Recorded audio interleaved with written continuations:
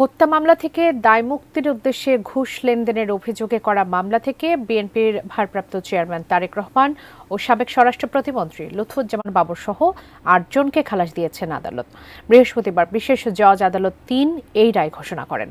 তারেক রহমানের আইনজীবীরা জানান, এর মধ্য দিয়ে বিচারিক আদালতে তারেক রহমানের সর্বশেষ মামলাটিরও নিষ্পত্তি হল। ১/১১ সরকারের সময় খুন হয় বসুন্ধরা গ্রুপের পরিচালক হুমায়ুন কবির সাব্বির হত্যা মামলার এক আসামিকে দায়মুক্তি দেওয়ার উদ্দেশ্যে ২১ কোটি টাকা ঘুষ গ্রহণের অভিযোগে বিএনপির ভারপ্রাপ্ত চেয়ারম্যান তারেক রহমান, সাবেক স্বরাষ্ট্র প্রতিমন্ত্রী লুৎফুজ্জামান বাবর সহ ৮ জনের বিরুদ্ধে মামলা করে দুদক। এ মামলায় দীর্ঘ ১৭ বছর পর বিচারিক আদালত থেকে খালাস পেলেন বিএনপির শীর্ষ নেতা তারেক রহমান, বিএনপি নেতা লুৎফুজ্জামান বাবর সহ ৮ জন।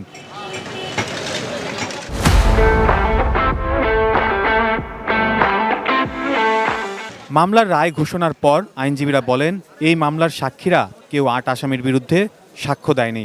মামলাটি ছিল পুরো বানোয়াট। তথাকথিত ঘুষের লেনদেনের কোনো অস্তিত্ব এখানে পাওয়া যায় নাই, কোনো সাক্ষী বলে নাই, কোনো কাগজপত্র আসে নাই। এমনকি বর্তমান যে প্রযুক্তিগত সাক্ষ্য, আপনার সিসিটিভি ফুটেজ বা অন্য কোনো মিডিয়া, কোনো মাধ্যমেই এই মামলার ঘুষের লেনদেন, আলোচনা, ষড়যন্ত্র এইসব বিষয় আসে নাই।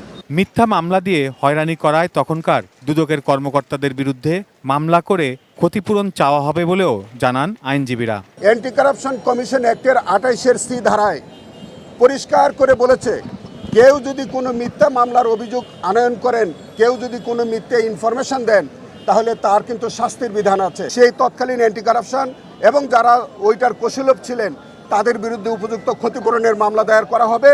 ঢাকা মহানগর দায়রা জজ আদালতের পাবলিক প্রসিকিউটর জানান, ১/১১ আর বিগত সরকার বিচার বিভাগকে কুক্ষিগত রেখে নিজেদের স্বার্থে ব্যবহার করেছে।